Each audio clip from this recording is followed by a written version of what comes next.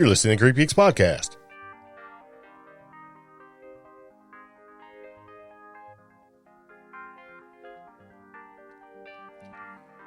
Today's podcast is brought to you by Audible. Get a free audiobook download and 30-day free trial at audibletrial.com/CheapGeek.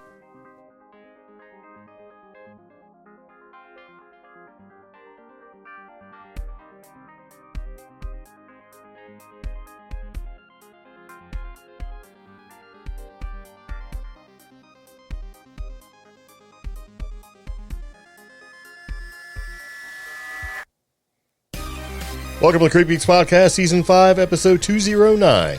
In this episode, 3 kids, 1 ghost, Mars Imagery Questions, live dream conversation, and 5th dimension particle. Yeah.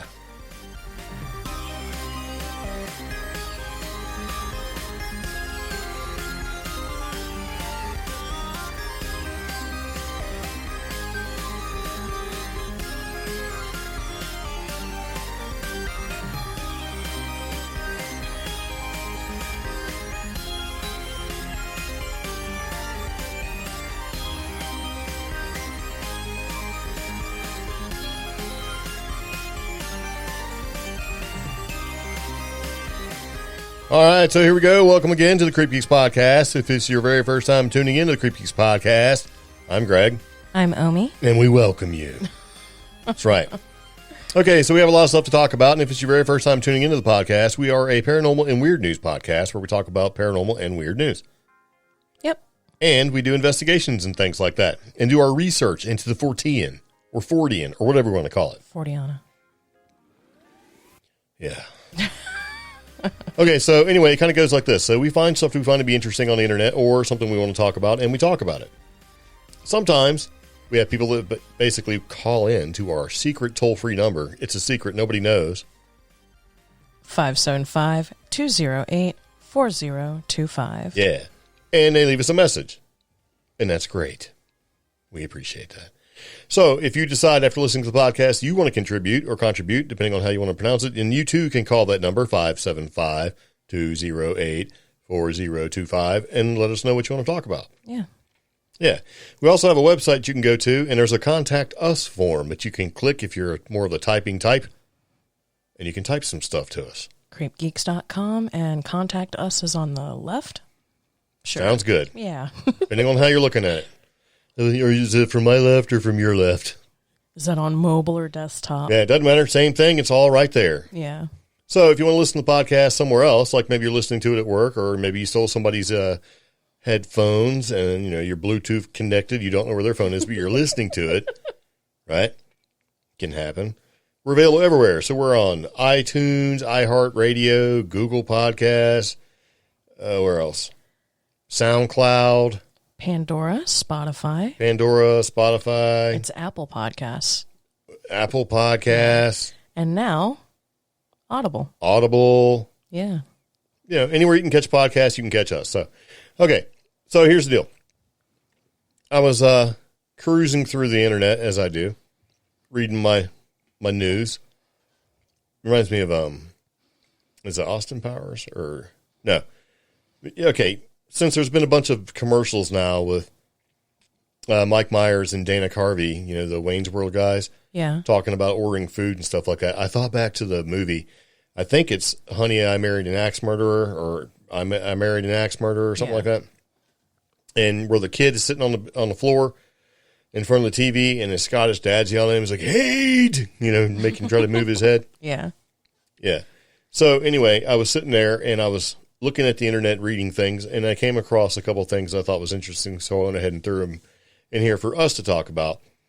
And I was going somewhere with this, and it was going to be really cool, and I cannot remember at all what I was going to say. But anyway, I'll remember it later on, and I'll throw it on you. But seeing Mike Myers and Dana Carvey doing these commercials about food and food delivery and things like that, it kind of got me thinking about how far along we've come in the world we're in today, where you can work from home, or if you have the ability to work from home or order from home or do things like that and have it delivered to your house so you never have to leave, and all these essential personnel working and all that sort of thing, and everybody just sort of, kind of holed up in their little areas there. of how fortunate we are to be in an underground bunker in an undisclosed location in western North Carolina. Because if you don't want to see people or go anywhere, this is the place for you. And what that means is getting Domino's delivered? No. Using Uber Eats? No. DoorDash? That's a negative. Amazon Now? Amazon Now? No way. Not today. Or is it Amazon Prime Fresh? Doesn't matter. We're not going to get it. Yeah, Whole Foods? Yeah. Nope. So there are some advantages and disadvantages to being basically kind of on your own in an area. And we're not that far from civilization. We're not like, 100 miles away from anything and underground or anything like that. Yeah. So, and part of the reason why I thought about this was, we're in an area where our cell phone service is bad, as in we have no bars, right? So we have no real Wi-Fi that's connected to internet. We have to use satellite. And I use that. We have no Wi-Fi. Because if I say that, yes, we do have a Wi-Fi network, however, we don't have internet, people don't get it. They don't understand that you can have a network and a Wi-Fi network and not actually have internet. They think it's the same thing. Yeah. And so what's happening is like a lot of technology that was really commonplace, or I shouldn't say really commonplace, less commonplace is now more commonplace, and it's just being sort of lumped in together. And the reason why I thought about that is that after watching that Mike Myers commercial with Dana Carvey and all that stuff, there was a little, like, mini commercial I caught part of where a little baby was swiping on the television. This little toddler. Yeah. And was trying to swipe left on television because there was pictures up there, right? Yeah. And this kid's trying to swipe through them so he could see the next picture. Okay. I see his logic. Well, yeah. Yeah. And then that got me thinking, okay, so if somebody looks at your ID card, right, and they see 19 anything, you're old enough to drink. Yeah. And then it got me to thinking about one of these videos I seen where somebody said, hey, they go up to like a 13-year-old, 14-year-old kid and say, hey, hold a phone up to your head. Hold an imaginary phone up to your head. And we do the whole like finger, like the thumb and then the little finger pointing, your pinky finger pointed at your mouth like a cradle. Yeah. They don't do that. They just hold their hand all stupid up to the side of their face like it's a slab phone. You know what I mean? So things are changing and technology is changing and generations are growing up this way. And so the point of all of this, as I'm leading up to one of our stories, is I think that some of these Mars imageries that we are seeing that are being beamed back through us through space and time so that we can see them for the brand new Mars launcher, lander, rover thingy, are not real. Really? Yeah, I think they're garbage, and we're going to talk about that in just a second. So before we roll into the podcast and get deep into it, right, the tea, I guess, or whatever you want to call it, or my thoughts behind it, we decided a couple podcasts ago to actually include a couple different things. The first one is the FORTEAN term of the day. Yeah. And the second one is the one that I just added before I sent you this podcast called Random Weird Thought. Just slipped it in there. I sure did. Didn't even slip it in there. I had to basically just throw it in there. And, and one of the things is that one thing I've noticed is that typing on the keyboard is slightly difficult for me now because on my right index finger, which is numb, it's hard to mash the buttons. Mm-hmm. It's hard to mash the buttons on a laptop that have like the low impact keys. They're like little tic-tac keys. You don't really have to touch them. Yeah. So I can't really feel when I'm hitting. So I'll look and I'll either have not pressed it hard enough, because if you mash it too hard, what happens? You get like 5 L's, right? Yeah. Instead of just like one. And if you don't mash it like hard at all, you don't get anything. Mash it too hard, so it's a thing. And I was thinking back in the olden days, we had those big raised, like almost like mechanical keyboards. You could really start flying with those because they had to spring the tactile feedback and stuff. Okay. Yeah. Anyway. I hated those. Well, I mean, I typed so fast back then that those were actually a hindrance. Yeah. But I mean, they have modern versions now that are, I think, a lot faster. Yeah. So it probably wouldn't be that much of a hindrance. In other words, and plus you're older now, so chances are you're not as fast as you used to be, so it probably won't be an issue. Oh, yeah. I'm a nerd, so I gave myself a typing test a couple weeks ago, and I was like, I've gone down 10 words a minute. You're like, Oh my God. Oh my God. I'm And then getting old. But I also realized I'm typing less on my keyboard and I'm doing more on my phone. I guess it's a trade-off. Not really, because I'm still literally the slowest phone typer. Well, I don't think so. Yeah. I mean, I am, and I don't do the swipey thing and all that stuff just because it bugs me, but I still get to the point where I want a larger screen. I don't want necessarily a tablet, which doesn't really fit into that because it's not a phone. Yeah. I just want a bigger screen for some things. Yeah. Yeah. So, I don't know. It's going to be fun to see what the next iteration of these high-tech devices are. And one of the things that I like is I want technology that's like old leftover technology to be able to be utilized for something else, right? To give it a new life. And, you know, I thought about taking some of our older devices and downloading like ghost hunting apps or whatever, but they're typically not real. They're just kind of good. like they're not even educational. They're more like, what do you call it? Entertainical? Entertaining. They're more for like entertaining than they are for actual use. So it's just a thing. So we're going to take and look at our FORTEAN term of the day, which is anomaly. Oh. Yeah. So if you want to read that definition, I will take a second and tighten up my microphone stand, which is slowly creeping down on my desk. So I'm not going to make any noise. Anomaly is a term that you will hear a lot. That was the loudest. I'm not going to make noise. Hold on a second. If you could hear over that. Really? That actually scared me a little bit because I didn't think it was going to be loud. So if you're still listening to the podcast, hold on one more time. Okay. There we go. Okay. I think you made it worse. I did. It's still sinking. I'm about to throw this thing out in the trash.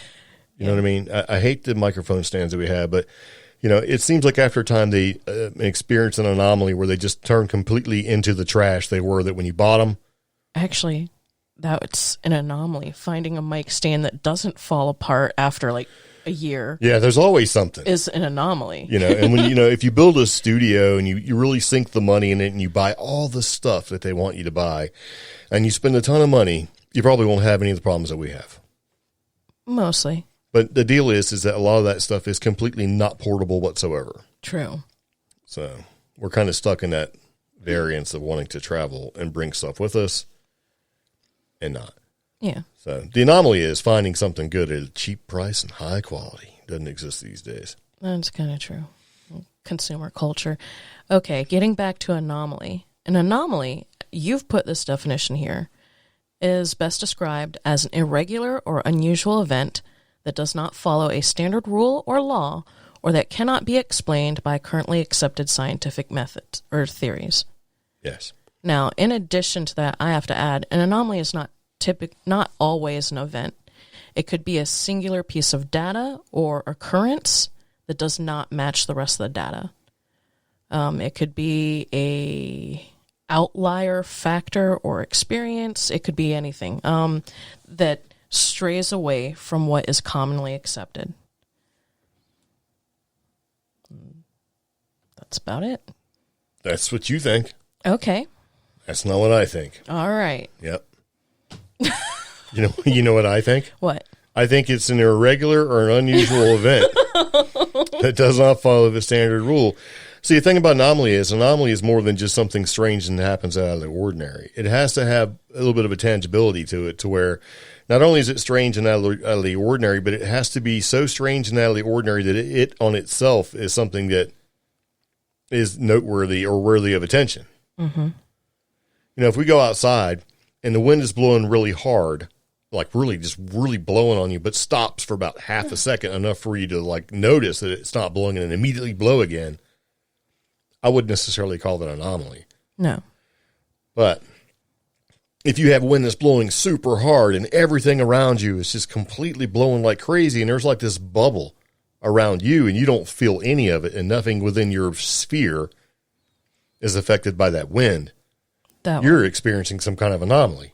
Or, because this is also an anomaly, say that wind is blowing so hard against, everything outside and you're standing outside and you witness a single leaf or stick going the other direction as opposed to the wind that's going south. That could be anomalous. Yeah, that item, that leaf, twig, whatever it is, that is an anomaly.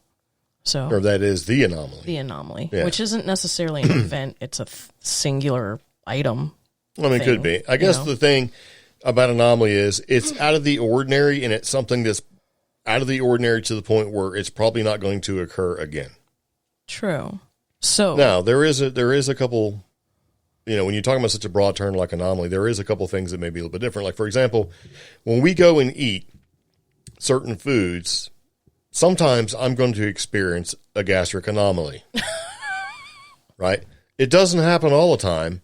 It happens every so often, but it happens enough for me to know I'm about to experience an unusual event that doesn't follow a standard rule. Okay. And I'm talking about Taco Bell, as a lot of people do, or McDonald's. It's like you eat it, and all of a sudden, sometimes you're great and you're golden.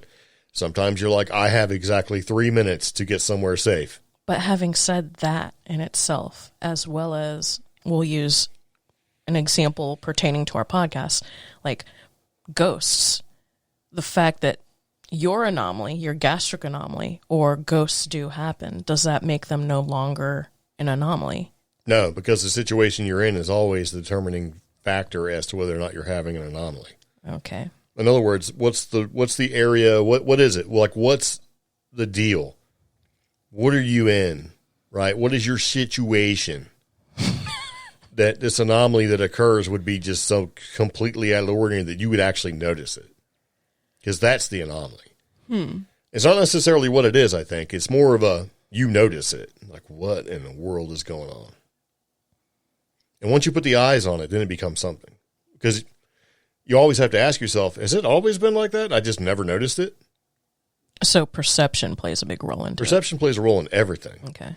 Perception and intent are two of the biggest things that will definitely, I think, impact your level of experience or having an experience or experiencing an anomaly when it comes to all of this stuff. But because we go through, think about it like this. You ever gone to work, driving in your car, and all of a sudden you're at work and you're like, man, how did I get here? Because you were on autopilot the whole time? Yeah, because no anomalies happened. Right. Or you were so lost in your own thing that your perception of what you had to do and what you were going to do and all that stuff, you didn't pay attention to any of the environmental conditions that were out there. You didn't pay attention to the road, cars, whatever. You sort of just zoned in. So all the other stuff could have existed or not existed. You wouldn't even have any idea. Right? Okay. So when something really gets your attention, if you're in your, so just say you're alert and functioning and you're walking around, boom, and something crazy happens and you notice it and you're like, what? That thing that you noticed, that's an anomaly. Because you wouldn't normally notice it. It wouldn't normally happen. I know, but I like to play devil's advocate on that because it's like... Yeah, you can play whatever you want. I know. I'm just saying, though. That's it. And that's kind of like when I was in the Navy and I'd hunt and track submarines, right? And I was on surface ships. I wasn't on submarines. You would have, they said that just basically as a standard rule, there was a certain probability of detection. Yet if you're at your most alert, there was only a percentage, right, of probability that you would actually detect something and you were looking for it. And that factored in everything like environmental factors, equipment, liability or limitations, that sort of thing. And even at that point, it was, pretty sort of not in your favor. Okay. So if you use something like that to where you say, okay, I'm alert, I'm functioning, everything is great, I'm doing my deal, I am in the moment, I'm aware, I'm there and present in what I'm doing, and you notice something crazy or something that catches your eye that's crazy, I would say that's an anomaly. Okay. If you're like dead asleep and you go walking through the house and you think you hear something fall, because you're on your way to make coffee first thing in the morning, did you miss the spoon hanging off the counter? Did you miss what was actually causing that going to happen? Or was it in its place and then the anomaly occurred and made that spoon fall off or made something weird happen that got your attention? You can't say because you weren't aware of everything that was going on. Okay. Now, if you're fully alert and you're walking through your house and you see the spoon hanging there and the spoon falls off, not an anomaly, not a big deal. You've seen it. There's a cause and effect. You understand. But, if you've seen the spoon and it was on the counter and it wasn't hanging off the counter and it just whizzed off and hit the floor, and you're like, okay, That's an anomaly.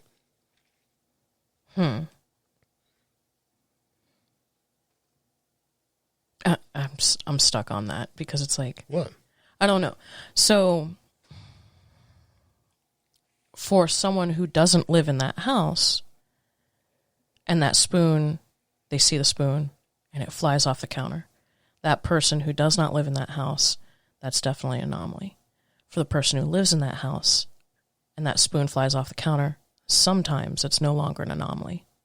Well, you have to factor in all the stuff that you're not even factoring in. Like, is it hanging off the counter? Oh, yeah. Is it your freaking spoon? It's right? like levitating in the air. Well, that's obviously an anomaly to whether you live there or not. Okay. Now, if you experience the same anomaly enough, then it no longer becomes an anomaly, right? And see, I associate the term anomaly with rarity. So it has to be so rare that it is highly unlikely to, like you were saying, highly unlikely to happen again. So. See, I don't necessarily see it that way. Okay. I see it as being like out of the normal. Okay.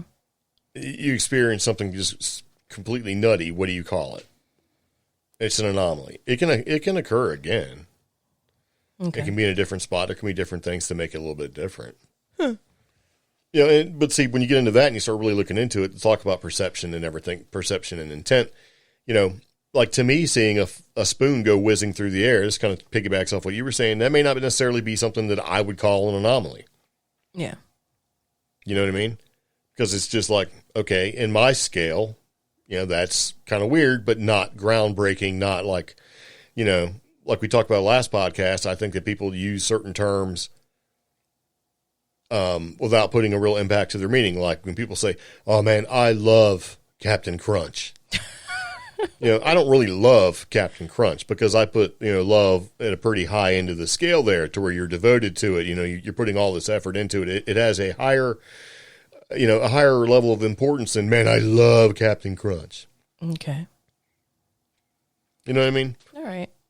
So an anomaly could be just crazy things like, and you have some people that may be way more sensitive just in general to weird things that happen to the point where you're like, dude, it's a leaf blowing through the air. It's not, you know, whatever. You know? Yeah. Because you're going to have some people that are so closed off to everything at all, you could basically, you know, have a ghost materialize right in front of their face and fling ectoplasm at it, and they wouldn't even really acknowledge its existence or what happened to them. They're like, well, I think what I experienced was a small stroke. You know, they'll write it off or tie it to a rational thing when everybody else is like, what, did you not see that? You know, that kind of thing. Because you start, you know, really sort of pecking at people's belief systems and stuff, and it becomes a thing. And a lot of that's just, I think, an internal or protection mechanism. Or, because, you know, they don't like having their minds blown. Or a rationalization. Take your pick. So. Anyway, I'm tired of talking about anomalies. Okay. We're done with that. So let's move into this random weird thought.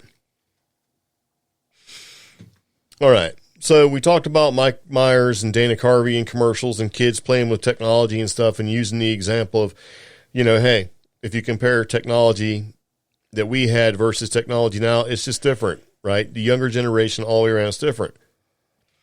And so let's take a period of time from, like, say, 2005 to now. What is that? 15, 20, 21 years? No, hold on a second. What year is it? 2021? 16, 17 years? Okay. Whatever, right? Because I can't do math right this quick. So there is a period of time when technology goes from one point to the next point where there's an advance in technology. Right? Mm-hmm. Your crappy cell phone from 2005 is not nearly as good as the cell phone that you have currently. You know what I mean? Things change. The screens get better. The cameras get better. The overall quality gets better to a certain degree. Touchscreen got better. You know, battery life gets better. All of that stuff advanced over time, and things have gotten better. Yeah. Except for some flip phone users that are out there still rocking like an old school flip phone. And they're like, well, I'll be here to tell you. It's like, shut up, man. Nobody cares about your ancient flip phone and how good you think it is, because it's not. Right? So here it is. This thing goes to Mars. Right? Yeah. The Rover dealie. I'm trying to think of the name. It starts with a P. What is it? Perseverance? Perseverance? Yeah. Has gone to Mars, Oh. It landed Mars safely, right? Yeah. Thursday afternoon.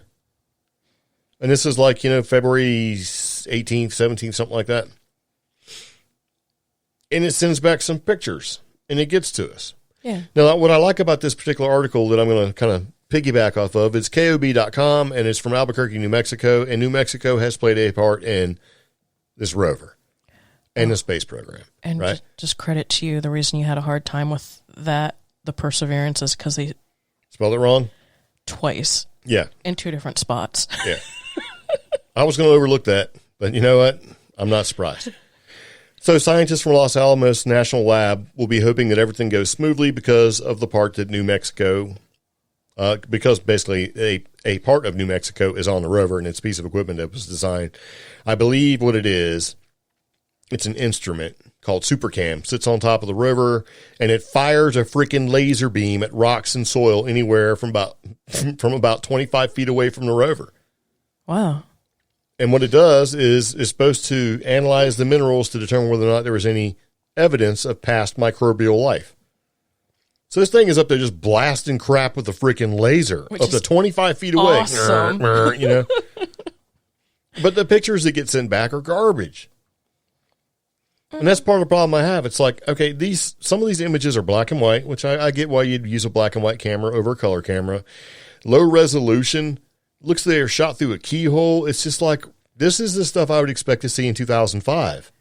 But over some of the older rover technology. But getting to the point that I was going to make, it seems like in a lot of these images that I'm starting to see, and I look to see, and you have to make sure that it's not like an artist rendering, it's an actual image.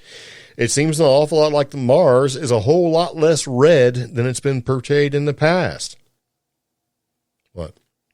Maybe because the protective cap was over the camera's lens, according to the New York Times. So you mean to tell me they fly this thing, it lands, 7 minutes of hell was all the articles I was reading, this thing was a descent, and somebody forgot to pull the stupid piece of blue plastic off the front of the lens? Like you see every Amazon article, like, I bought this action camera and it sucks. And it's like, did you pull the protective film off the front of what? I actually have a picture here from the New York Times showing it, and it's very, if you are into cameras, you can see it right away. So it's pretty bad.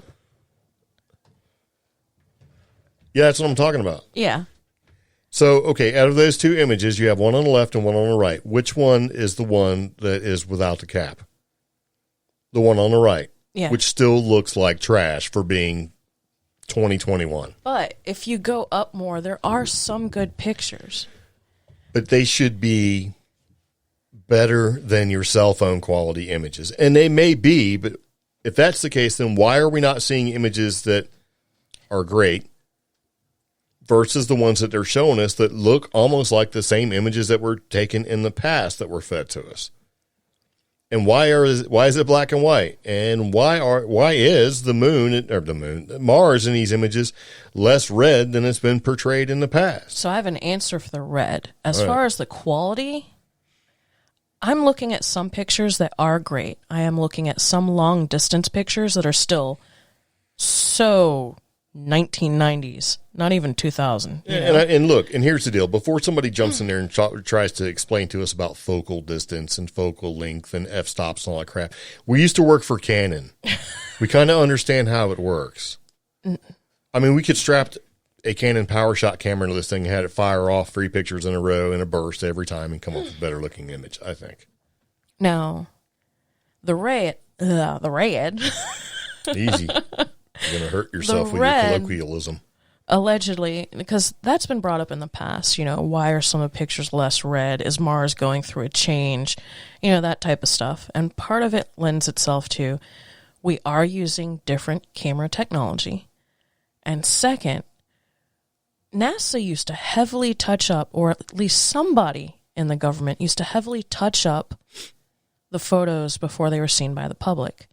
And when they do that, using their particular software, the first thing some of those people would do is amplify the saturation. So, I get it. I understand that. and I also understand that the program they were using, and they won't admit to it, is more than likely old school Adobe Photoshop, where it leaned really heavy and the reds were basically Adobe red versus the natural red that came out of the camera that you were using. Yeah. You know, that was one of the things that we used to catch calls on when people would call in for support with their, $2,000, $5,000 camera product. And they'd be like, look, you bring your images, you've imported your images into Adobe Photoshop, and guess what? It doesn't translate red the way you think it should. That's why your reds look washed out. They're really totally not washed out. Stop using Adobe's presets for color and the color palettes and use what's more true red, green, blue, and guess what? You'll have fixed your issue. But see, this kind of alludes to a different thing. If you start looking at what color is Mars, red. We say it's red, right? Everybody says it's red. NASA says it's red. It's dead planet red. But is it actually really red? Maybe it's orangey brown? I mean, it may have a red hue to it, right? Maybe some dust storms or whatever. But what if it's really not red?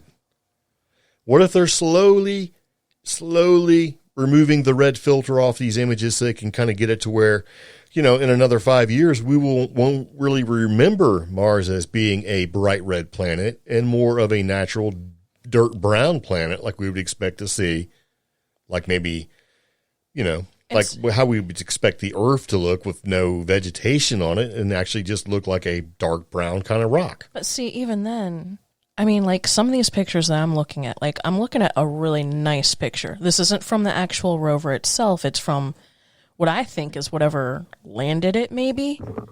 And the picture is like sepia toned. Okay, there's a whole lot of people that don't have a clue or care exactly like, what tone sepia is. So it's like the old tin type, old-timey photos, So more of a coppery brown. Yeah. But this photo is very high definition. I can see stuff on it. It looks great. But how do you know it's an actual picture from the rover and not an image that was taken in the past and has been heavily edited and put up as being an actual image? Well, because the caption on this from NY Times, they did a great job at this. Perseverance rover being lowered by the sky crane to the surface of Mars on Thursday. So this came from the sky crane. But then you scroll like 2 paragraphs down and they have this thing showing the Jezero crater, or I don't know how to say it. Right. And I mean, I know people with Minecraft houses that look better than this. I mean, it's just really bad. Low detail. You can't really see what's going on. I don't have an explanation for why. Yeah, and see, I've seen that picture you're talking about where it's being lowered. In that picture, if you look at the surface of the planet, it doesn't look too red to me. Yeah. And then when you look at some of the things because I started looking into it, like what actual color is Mars and stuff like that. Is Mars really red and all this other junk? And one of the things that pops up is like the surface of the planet of Mars appears to be reddish brown from a distance because of the rusty dust suspended in the atmosphere. From close up, it looks more of a butterscotch, and other common surface colors include golden, brown, tan, and greenish, depending on the minerals. A long time ago, and I heard this from somewhere, and I don't know where it was, there was the conspiracy that not only is Mars colonized, but it doesn't look at all red or foreboding or desolate. It looks very nice. Oh. Like they're trying to hide it. Well. So are they slowly removing the Mars red filter off of it so that we'll eventually get used to the idea that it looks like it's not a desolate, foreboding place where you'll die? And have your eyes go bugging out of your head because of lack of atmosphere, like in that movie with Arnold Schwarzenegger. Total Recall. Yeah. I couldn't recall, right? Well, I can say, if you continue to leave the protective cap over the lens, people are going to find this to be a scary place. I mean, or they're going to think it's still a conspiracy. Like, look at the garbage camera on that thing, right? Yeah. Because here it is, 20 years and still got garbage. And like if you look at this with the cap on, it's dark, it's foreboding, there's not a lot of detail. As soon as the cap came off, which is a different image taken on Friday, you can see the depth in the craters. You can see the pock marks in the planet's surface. Color's all off, and you can still see it looks like fisheye. It looks like you're looking through a fisheye lens. And in the second picture, you can see what it appears to be like a mountain range or like a mesa almost. Yeah. And I say Mesa because I swear parts of Mars look very similar to New Mexico. And Australia. And I was going to sort of wrap that up with this thought. What if the reason why the colors of Mars don't look like what we remember seeing them is because they had to move their secret base of operations into another chunk of New Mexico and take more pictures and do more things because, you know, that area was compromised. I don't believe that.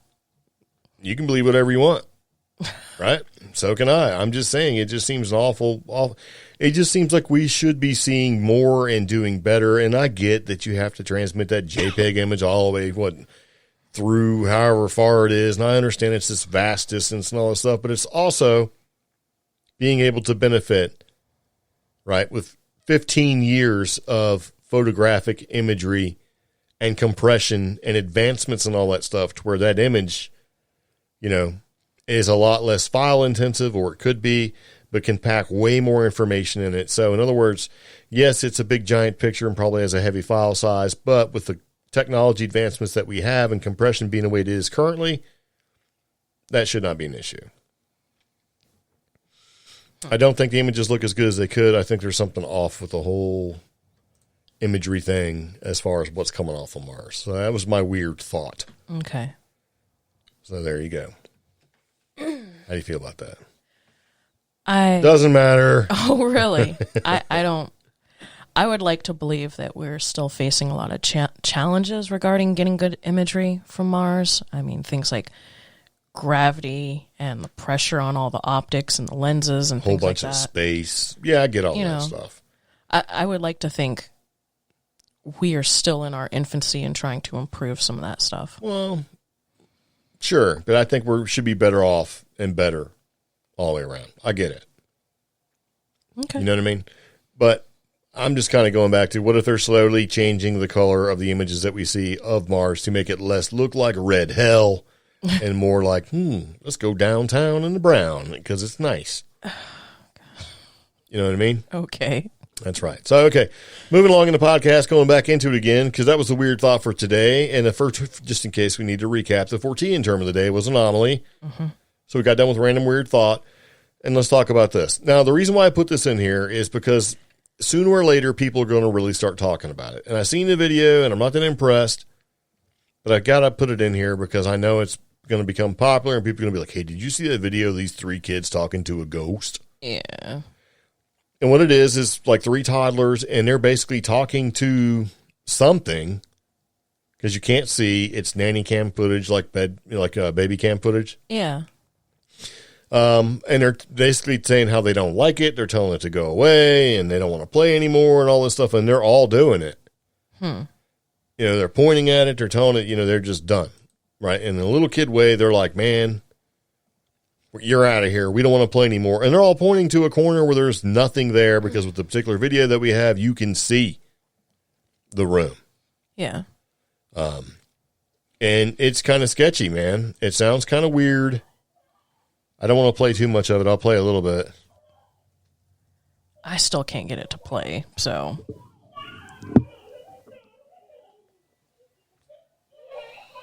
See, they're playing and they're running around, which they should be in bed. But then they just start, and they start arguing and hollering at this thing, saying they don't want to play anymore. You know, so we're talking about 3 2-year-old toddlers running around the room. They all join in next to each other, and they start pointing at the wall in front of them, and they start basically, you know, yelling at this thing. Their mom, named Caitlin, recalls overhearing the toddlers, okay, we're not going to judge, Presley, Millie, and Hayes, right, arguing with each other in their home in the U.S. state of Georgia, because I got this from kidspot.com.au. Mm-hmm. And AU is what? Australia. Yeah, or gold. Oh, yeah. True. See? And see how I tied it in the gold, right? Uh-huh. And so the girls appear to play and then run away from the figure, right? And when she says the sound, and this is Caitlin, says the unsettling encounter has only happened once, but it's not the first paranormal experience they've had in their home. They run up and hit. Yeah. like they're swatting at it, like run away, like, so what are they doing, right? So Caitlin first thought to check the baby monitor on January 26th after hearing squealing from her triplets' room and saw them arguing with the wall. And in the footage, one of the toddlers can be seen giggling and pointing to the wall and looking back at her siblings as if to beckon them over.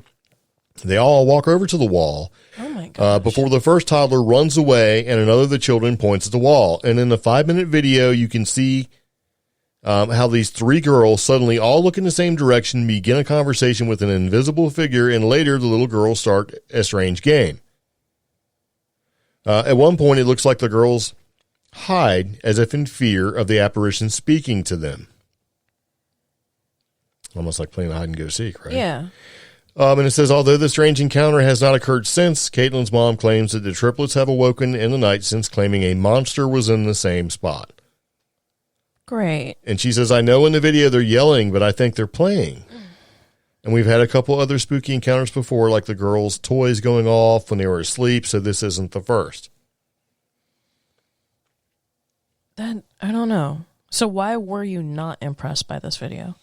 Because they're little kids goofing around. The room is completely trashed. You got 3. I mean, if you're there and you're like, somebody farted and then you farted. No, it wasn't me. It was you farted. That kind of thing. Because little kids they impress upon each other and they get hung up in it in a moment, if you will, and they start wiggling around playing and stuff. I just wish that there would be anything like wiggle on the wall, like a shadow or whatever. But then you could say that they've seen the shadow and they're just feeding into their exuberant behavior. And see, what stinks is I wish this wasn't on the Kids AU or whatever site.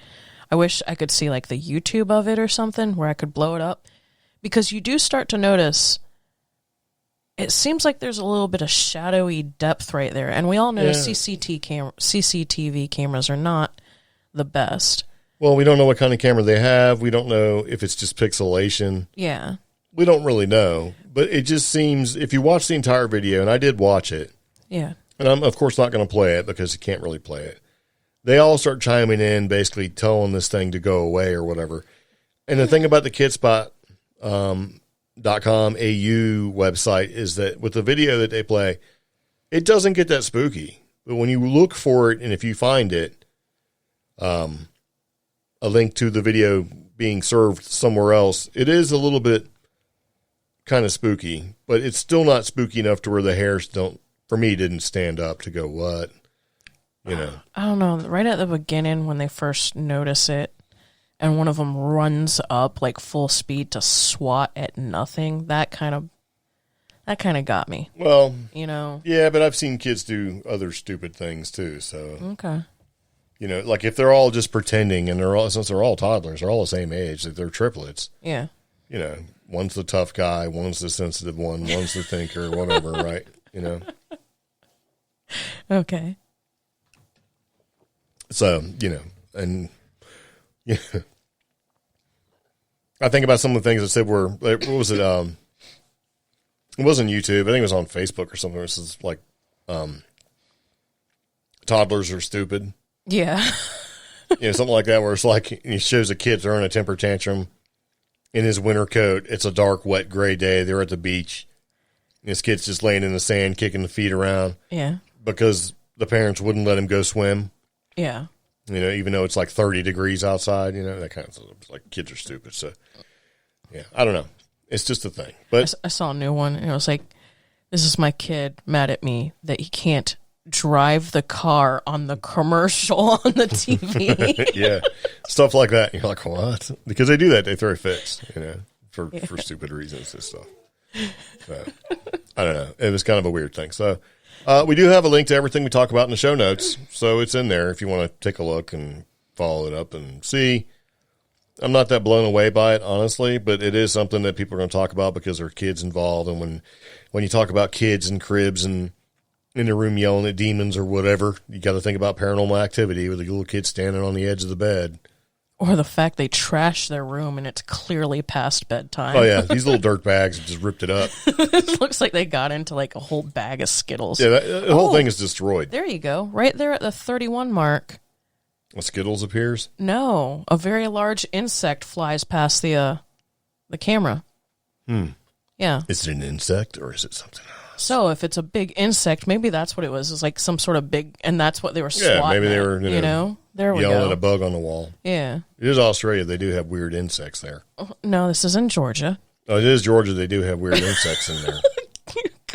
Georgia's got weird big-ass bugs, too, man. South's got weird stuff. Palmetto bugs. Well, those are just flying cockroaches, and those are more, along the lines of hanging out in Florida. Terrifying. Or in a big, giant pile of mulch. Yeah.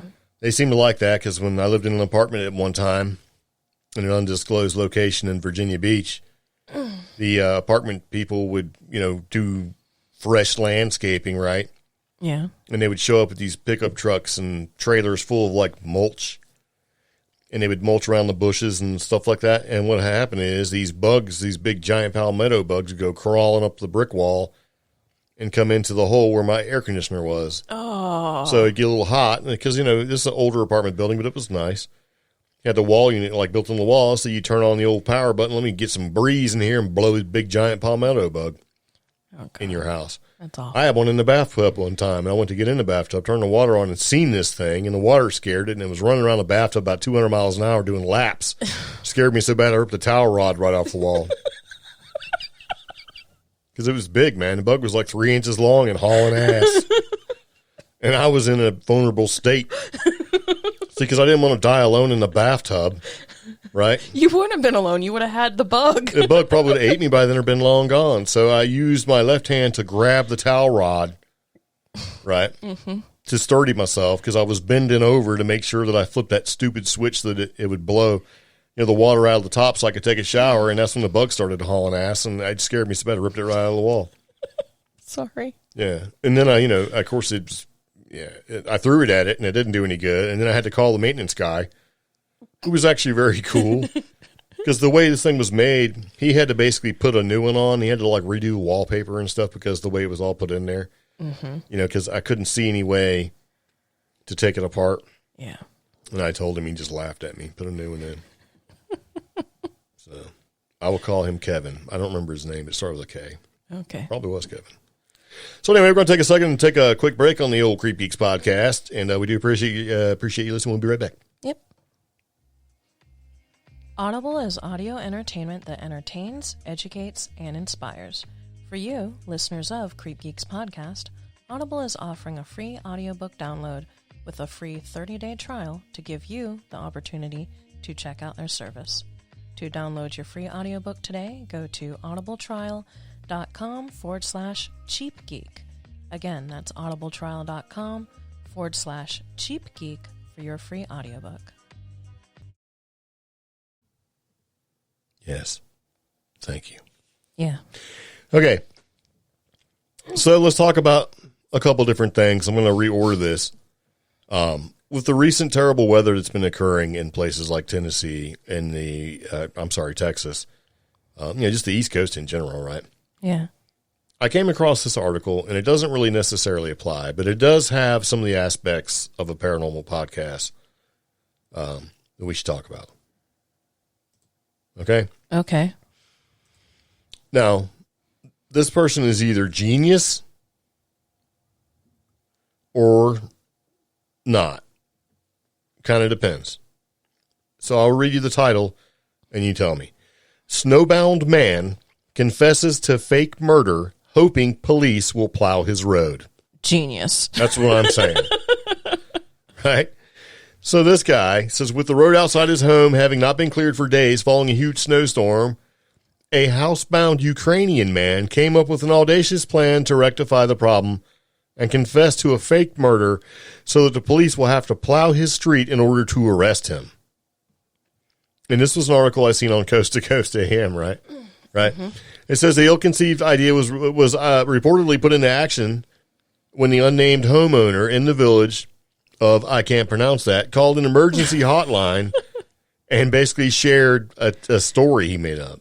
Oh. Yeah.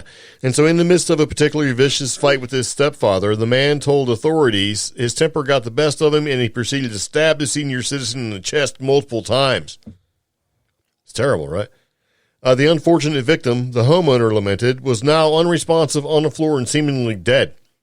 He was deeply repentant for what he had done, and the man asked the operator to dispatch the police so that they could come and arrest him as well as remove his stepfather's remains. It's like, come take me to jail and get this dead guy out of here, right? Yeah. However, he helpfully cautioned them the road outside his home had yet to be cleared following the recent storm, and therefore the cops would need to be accompanied by a snowplow in order to ultimately take him into custody. Yeah. So if they wanted him, they were going to have to plow their way in to get him. And so it would seem that karma quickly got the best of the man, as in a brief window of time between the time he had placed the call and the police arrived at his home, a plow actually made its way down his street and freed him from his snowbound predicament. Oh, man. So, it's like, as such, when the police showed up to the residence to investigate the call, they did so with ease and soon learned that the murder confession had been an elaborate ruse concocted by the man in the hopes of getting his road cleared. Oh. While the authorities were presumably relieved that there had not been a brutal slaying in their community, they were also understandably irritated by the entire affair, and they charged the homeowner with filing a false police report. Yeah. I want to know. It's like, hey, somebody broke into my house and I shot him. You got to come get him. And while you're on the way, can you please bring me a pizza? Right? Yeah.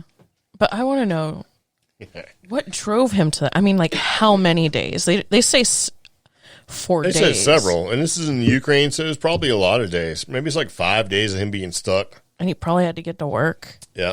I mean, I'm surprised something like this didn't happen in Texas. That's true. So, I mean, this guy's in Ukraine. It snows all the time. See, when you slip this headline into the podcast, at first I was like, I got to go check on all my hiking friends in New Hampshire because this is some stuff they would pull. Yeah. I just thought it was kind of funny, right? Because the funny part was, as soon as he got done with the call, and he's like, well, I'm going to get my road cleared. It's not going to be a big deal. Somebody showed up and plowed it. Yeah. So now he's like, dang. See, if he just would have waited, you know what I mean? He could have waited a couple of hours, and all of a sudden nothing would have been. He'd been fine. His patience ran out, and he called in, a false claim, and had now look at him. That's so bad. So, and you know his friends are going to make fun of him. Yeah. So that's what you get. But I thought it was funny. It's like, all right, like you can come take me to jail, but you're going to have to plow my road first. Yeah. And we're like, okie dokie. So anyway, there you go. Okay, so going back into the podcast, we're going to talk about something I thought was pretty interesting, right? Mm-hmm. We've kind of talked about this before, and you see this sort of thing on TV, and there's been movies about it. There's been a study that basically finds that real-time dialogue with a dreaming person is possible. But, okay. Now, just the other day, when I was flipping through the channels, and by flipping through the channels, I mean I couldn't find a remote control, so Supernatural, the show, was on with Jan and Dean, or who is it? Steve. What are the brothers' names? Dean and Sam. Dean and Sam. Yeah. You know, and they had to go somewhere and do something where they needed to become ghosts in order to basically stop something from happening, because honestly, I wasn't paying that much attention to it. Right? Yeah. That show's been on for like 16 years, or was on for like 16 years. So I had no idea what season it was or anything like that. And so the only way that they were going to be able to do this, to become ghosts, because that's where they needed to go, into the ghost realm, was to do lucid dreaming and use a very strong psychic medium friend that they had to help put them into the ghost realm and to be able to sort of control their experience. In other words, act as a guide for them. Yeah. And to protect them, to make sure that nothing was going to happen. And she could talk to them. Yeah. You know? And then here it is, this article where it says basically, you know, trying to find out about maybe having or being able to have real-time conversations with people that are actually dreaming. I thought that was kind of neat. So it's kind of like, so if you're lucid dreaming and you have a guide and that guide can talk to you in there, I mean, it's like active communication in a dream. Isn't that weird? So but isn't this suggesting individuals in REM sleep can actually interact? That means dreaming. As opposed to lucid or... Well, I mean, you still need to be in a REM state to be in sort of a lucid dreaming state. What degree do you need to be in REM sleep? REM sleep just means that you're dreaming, but lucid dreaming means that you're in the dream state, but you can still sort of control and interact in that dream. So it's kind of like dual brain. Mm. One brain's doing the sleeping and dreaming, and the other brain's doing the I'm going to interact. Right? Okay. So, but they do say, like you were saying with REM sleep, says that we found individuals in REM sleep can interact with an experimenter and engage in real-time communication. And they also showed that dreamers are capable of comprehending questions, engaging in working memory operations, and producing answers. And it says most people might predict that would not be possible, that people would either wake up when you ask them a question or they would fail to answer, and certainly not comprehend a question without misconstruing it. And so what they're saying is that their experimental goal is akin to finding a way to talk like with an astronaut who's either on another world, but in this case is entirely fabricated, based on the basis of memories stored in there. So they're trying to look at this as being a way to communicate. So if you can communicate in the dream world and you're sleeping, like they use the astronaut analogy, right? Yes. I mean, that's something, right? Yeah. So it's like being able to talk to somebody. It's like you have remote viewing, but this is like being able to communicate with somebody, like an active communication, while they're actually in a dream state. So if you knew they were sleeping and you communicate, distance shouldn't matter. Right? I mean, yeah, if you were to put somebody into a certain stage of REM sleep, because, I mean, the difference for me with lucid dreaming is typically associated with like the first and second stage of sleep. Because like people who have insomnia, they learn this real quick. You have different phases of sleep to actually determine if you're actually getting sleep. So hitting those 4 stages and then hitting into REM sleep actually determines whether or not you're well rested. Well, yeah. So outside of that, I mean, if lucid dreaming is kind of separate, and I've always separated it from the true REM and like the stage 4s and 5s and stuff like that. If they're claiming in this article that they can go into pretty much any stage of REM sleep and get that type of response, that's awesome. Because when you do have to put like an astronaut into deep sleep or somebody into an induced, like even like an induced coma, and still get some sort of interaction with them, that's incredible. So, well, what they're saying is that these people are trying to have a lucid dream, and then that's when they're trying to basically be in touch with them. Excuse me. So it says, okay, here's an example. One of the individuals who readily succeeded in two-way communication had narcolepsy and frequently had lucid dreams. Yeah. And among the others, some had lots of experience in lucid dreaming and others did not. Overall, the researchers found that it was possible for people while dreaming to follow instructions, do simple math, and answer yes or no questions, or to tell the difference between different sensory stimuli. They could respond using eye movements or try, contracting facial muscles. And the researchers also kind of refer to this as interactive dreaming. And they say that the future studies of dreaming could use those same methods to assess cognitive abilities during dreams versus awake, right? And they could also help verify the accuracy of post-awakening dream reports, and outside the laboratory, these methods could be used to help people in various ways, like such as solving problems during sleep or offering nightmare sufferers novel ways to cope. And the follow-up experiments run by members of the four-member research team is to learn more about connections in sleep memory processing and how some of those dreams may shed some light on how memory is actually processed. So I don't know too much about this article and their experiment that they're doing in relation to things I've heard in the past.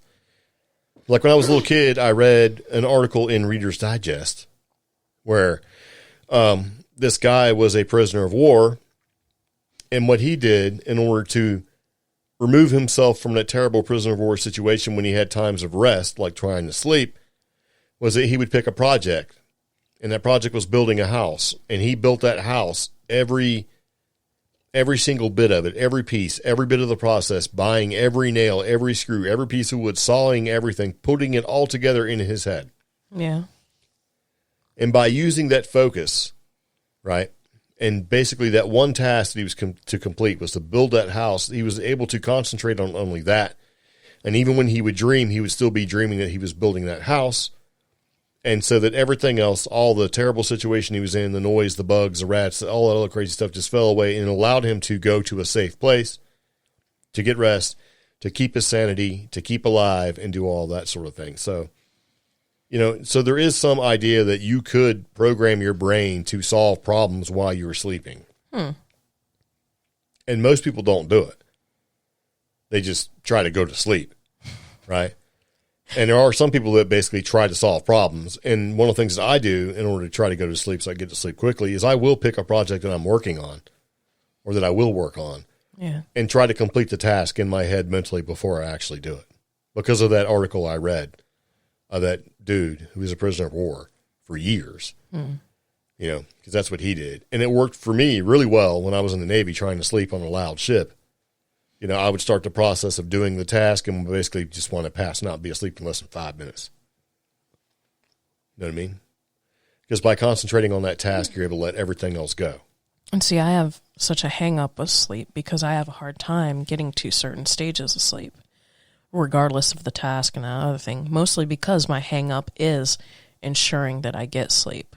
So you're worried about getting sleep, so it's causing you to not get sleep. Exactly. Let it go, bro. I know. But it's... And that plays, so what part of the sleep are you in when you're taking all the blankets and the entire bed sleep? That's where I have unhealthily skipped a couple of stages because I took maybe a Benadryl to go to sleep early. Well, you shouldn't be telling that to the kids, man. So, yeah. You laugh it off. I just want to have a big bottle of wine and some Benadryls. No, I don't drink wine and I don't drink. So. Well, there you go. Yeah. I can't take Benadryl. That stuff makes me super sleepy. Yeah. I'll kill us on the road trying to drive with that stuff. I'm just saying. Fantastic. I don't have any control over it, man. Benadryl knocks me out. Walk around like a zombie. So, I don't know. And see, there's a lot of places they can go with this. But see, I had one of those weird thoughts again. It's like, So if they find a way that they can actively communicate with you while you're dreaming, right? Yeah. Whether you're aware of it subconsciously or actively or whatever, or consciously, I should say. What if big tech companies decide to start trying to implement advertising tactics in your dreams? And so you're laying there sleeping and they're trying to just broadcast commercials in your noggin. I think there's a stage before that would actually prevent that from happening. And that stage before that would actually be instead of giving you a commercial, it would be like survey time. Like they were saying in this article, they were able to successfully ask questions. So when I hear that, I hear, would you like to answer our poll on people who own homes? You know what I hear? Do you need Here's storm what I'll gutters? hear. Like, we've been trying to reach you about your car's extended warranty program. Right? That'll be the first frickin' commercial you hear in your dreams. They send you text messages. They send you emails. Those guys are bastards. So I thought that was kind of weird, right? And of course, that led me down this other weird thing to talk about. And it's from a reputable news source called Vice, right? And it says, scientists have proposed a new particle that is a portal to the fifth dimension. That sounds like something out of like a 1920s, 1930s horror sci-fi book. It sounds to me more like Star Trek. They find a particle and you activate the particle and it opens portals. Right? Yeah. And this thing says the path to dark matter and other fundamental enigmas may be through a warped extra dimension. And this is according to a new study that proposes a new theory of the universe.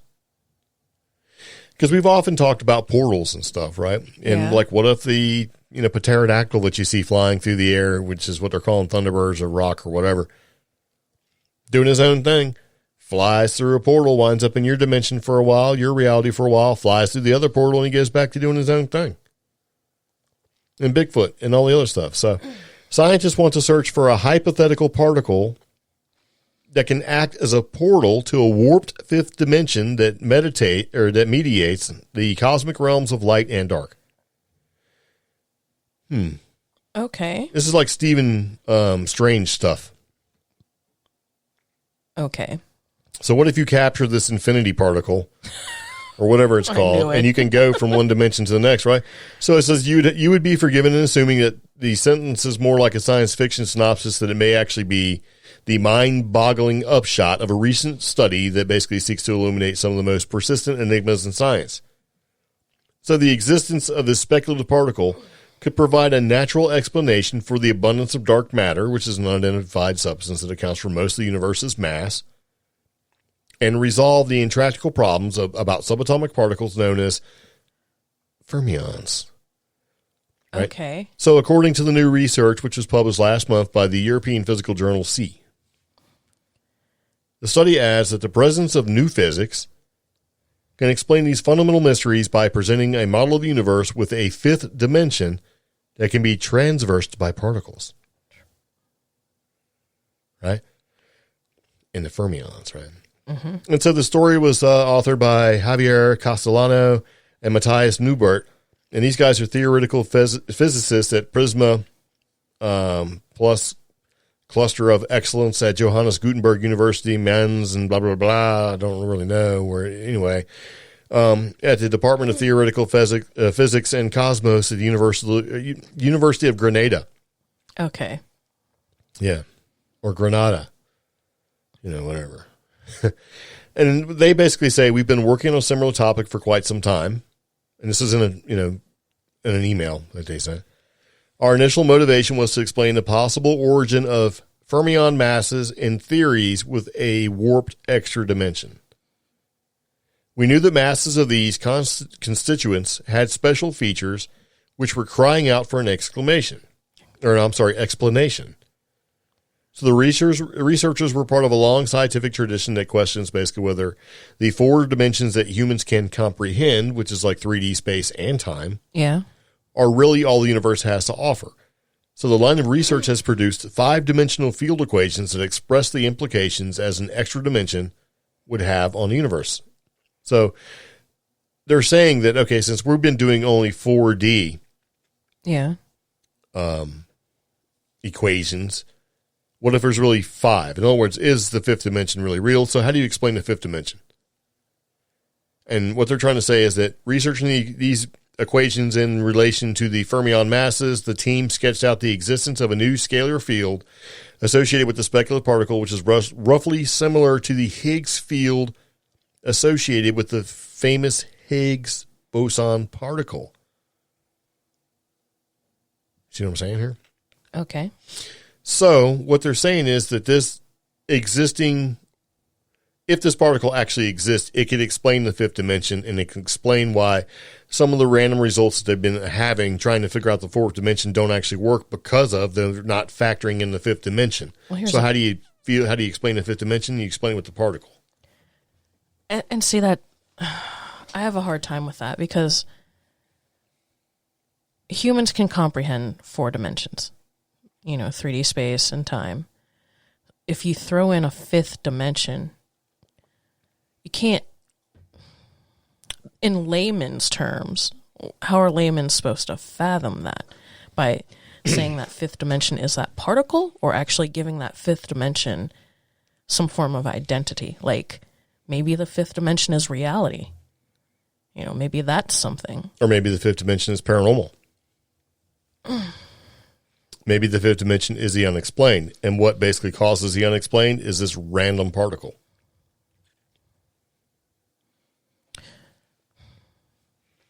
So this fifth dimension would have to actually host or be entirely composed of the particle? Nope.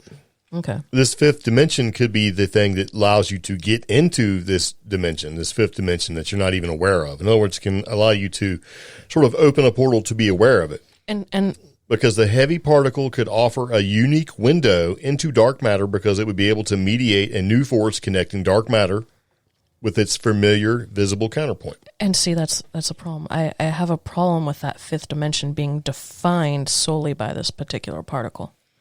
Because all the other dimensions in my tiny, tiny human brain are defined by other aspects, more than just a particle. Yeah, but think about maybe tickling on those particles what actually opens up the door to allow you to be aware of the fifth dimension, is what they're saying. Right? Mm-hmm. Because they're saying that basically, if it exists, it's not so much of a far-fetched idea because we know that ordinary matter is made up of fermions and that if this extra dimension exists, they will very likely propagate into it. So models of the hypothetical particle didn't conflict with real observational evidence of dark matter, which is abundant in the universe, and a general agreement with the empirical evidence is, along with a bunch of math, it demonstrates that the particle could be a possible new messenger to the dark sector. So if you follow that particle down the rabbit hole and it pops up in the fifth dimension and you can basically look into the fifth dimension, then you know it actually exists, and that would explain some of the unexplainable. I don't know. I have a problem with this article because it allows just that automatic association of this particle to this particular dimension.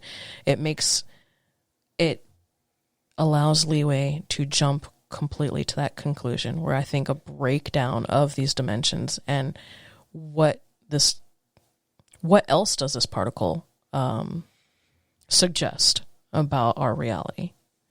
What else does this particle suggest? Because I cannot deal with this one particle being the telltale implication of this fifth dimension. Well, now that scientists have had a lead on this hypothetical particle in the fifth dimension, now they have to actually look for it. Like the Higgs boson, right, was eventually spotted by the Large Hadron Collider in Switzerland in 2012. And that achievement earned a person a Nobel Prize in Physics.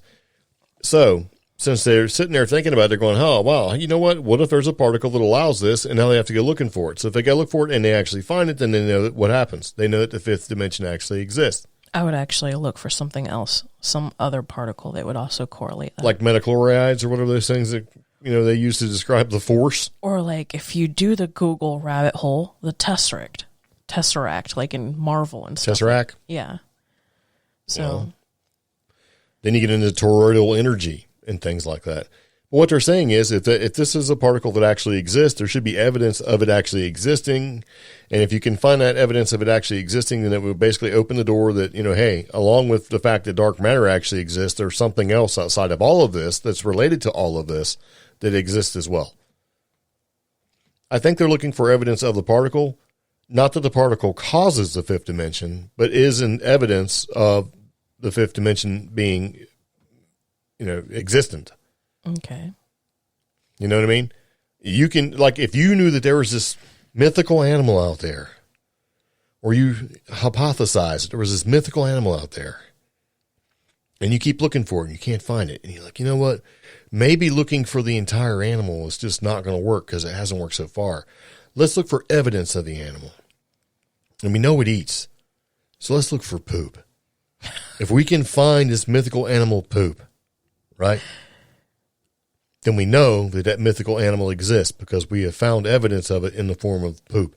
So the mythical animal poop particle lets us know that this mythical animal is there. And that, Omi, is how they discovered squirrels.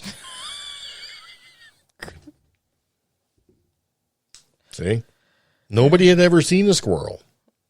Really? Until they found this poop. And you're like, you know what?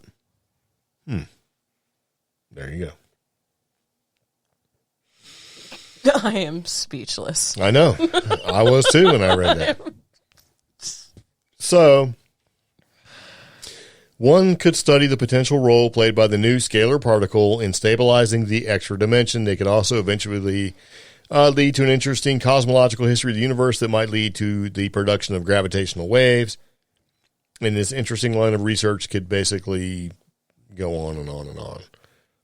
So, if there is a particle out there and they do find it, and it is basically related to the fifth dimension, then we would know that the fifth dimension actually exists. Right? But if and they if the don't fifth dimension find... exists, then that explains a lot. Yeah, but I don't like that argument because if they don't find the fermion particle... Well, I've already found the fermion particle. Well, I mean, if they don't find the connection or whatever they're alluding to prove the fifth dimension, does that mean the fifth dimension doesn't exist? It just means we haven't found it yet. It doesn't exist until it's proven. Mm-hmm. What if there's more than one? What if there is like a series of dimensions? What if there's like 852 dimensions? We don't know. But the fact is that We know we have 3 dimensions and we made up the 4th. Time is something we made up. Space-time, yeah. Right. Well, no, I mean, okay, so let's look at that. You got 3 dimensions, right? Yeah. And then we add the factor of time and space to it, or just basically time, because time, space, and distance can wind up being the same. Right? Yeah. So what if there's something outside of all that that basically is something completely different? That'd be the 5th dimension. And what if a dimension is like not of sight or of mind, but of, whatever, right? If that 5th dimension exists and you know how to travel amongst that dimension and go back and forth, then what do you think is going to occur? This could be the thing that actually turns into the fact that, boom, wormholes, otherwise known as stable wormholes, would be like stargates. Mm-hmm. So if you knew how to identify those particles, if that was even an exister or that, and what if they're all related and you could use that particle to determine where a stargate is and travel, then the idea that, we need to figure out how to travel 88 light years to go somewhere is not a problem anymore. Right? Mm-hmm. This is how it starts. And who knows? Maybe this already exists and maybe, some aliens out there already know it, because maybe they're not just like, a couple hundred years ahead of us in technology. Maybe they're like 1,000,000 years ahead of us. Maybe they're 1,000 years ahead of us.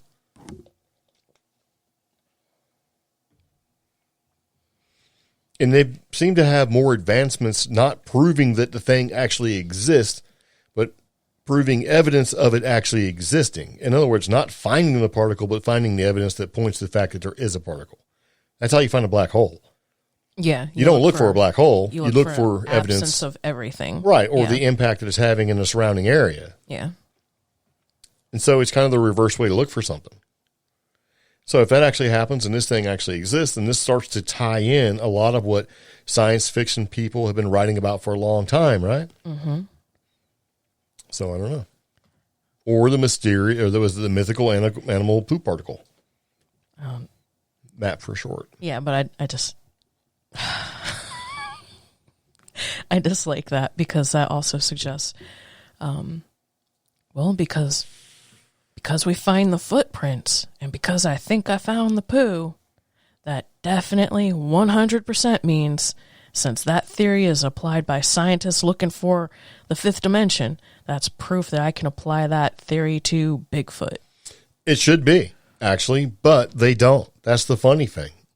Scientists don't.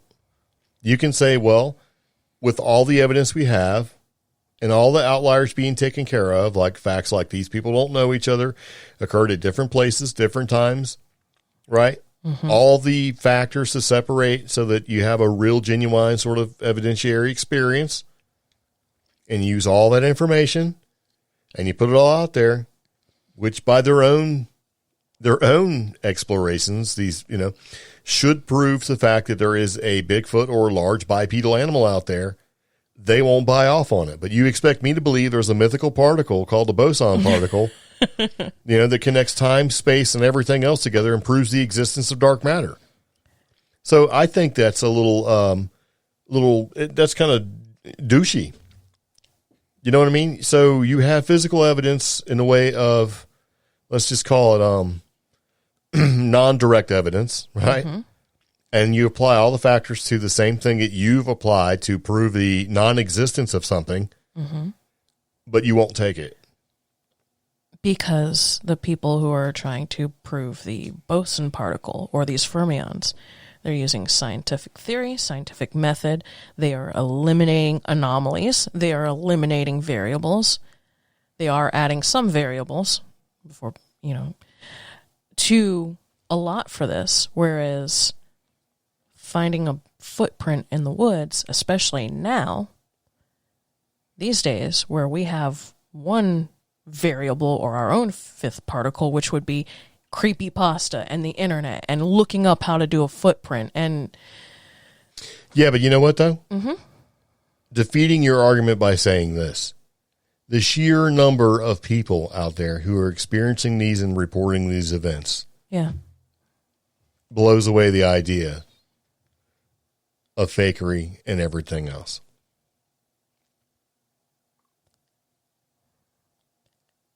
Just like this alleged particle, fermions. Yes, there is. Fermions is not the particle we're talking about. Yeah. Just like this alleged particle and fifth dimension link. Yes, there is something anomalous happening. Yes, there is something strange happening. But does it necessarily correlate or lead to this conclusion? I don't think so. Yeah, but I mean, some of the things that you're alluding to are saying, okay, these guys use the scientific method and all that stuff. And I can easily say, well, they're from like the University of Grenada. Yeah, that's true. You know what I mean? The whole point is, I think that even if you had absolutely locked down everything that a traditional scientist, right, would have a problem with your investigation, they still wouldn't do it. They wouldn't have you believe it. But they will sure as hell tell you, oh, the fifth dimension exists because of an absence of a particle. That's like saying, the fact that, I have money exists by the fact that I don't have money. It's a double standard that leads to a bigger question. Because, I mean, if you look at let's just say there's an average of 10,000 reports all over the world of sightings and footprints and hair and all this other crazy stuff all over the world. Do you think that how are all these people what is it then? The odds of everybody getting together or these 10,000 people agreeing to fake everything or whatever it is to kind of disprove what's the benefit? The sheer number of people that are out there experiencing or have reported stuff, I think blows away that argument.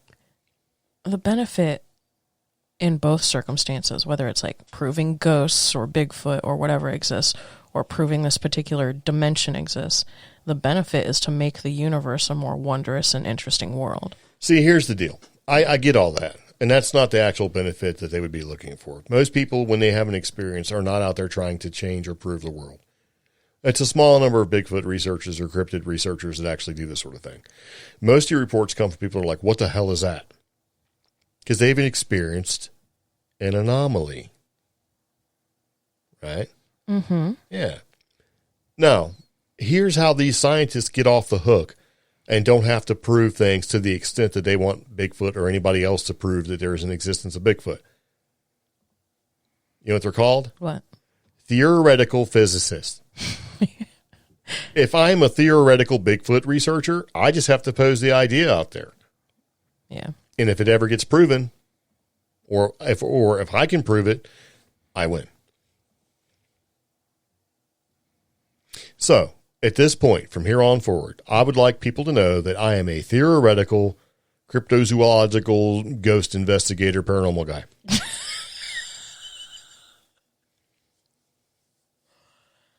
Right? Okay. So, I think with theoretical physicists, they just have to be able to prove that the math is sound for the idea of this to actually exist. Not actually prove it actually exists, but that the math could show that there is a possibility of existence.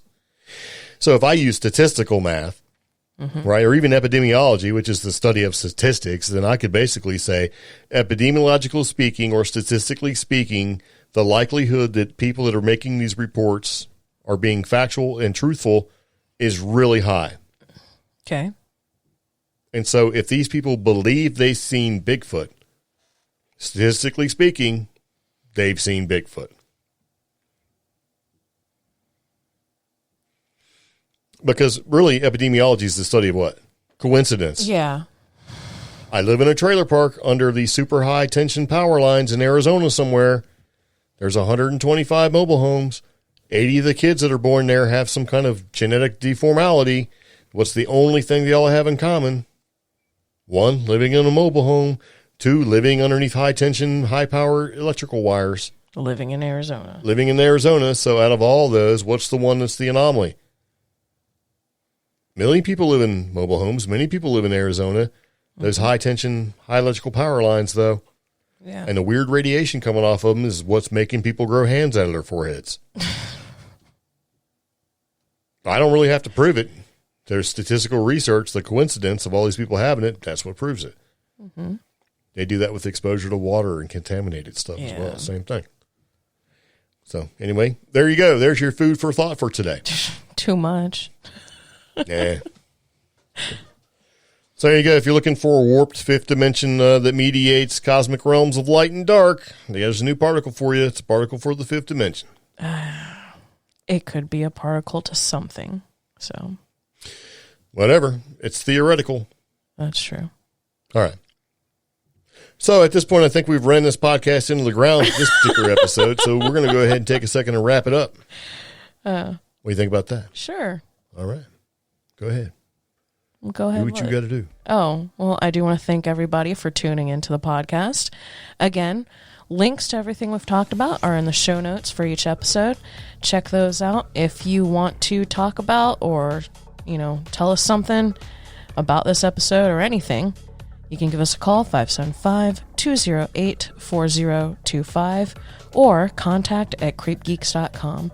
Join us on social media. We have an active Instagram, Facebook group. We are on Twitter, and we're on TikTok. So check us out on any of those platforms. This podcast episode is brought to you by our Patreon supporters. I do want to give a big shout out and thank you to our Patreon supporters, Dave, Isis, James, Bobby, John, and Adam. If you want to support us on Patreon, you can do so. Patreon.com/CreepGeeks. Yeah. That's right. Okay. Well, I'm trying to bring up my email real quick because there was something I was going to throw in, but I didn't. Now I'm trying to see if I can find it. And it's actually an email with a very succinct message that came from one of our Patreon supporters, John G. Yeah. Not going to put his last name out there because I don't know if it's appropriate or not.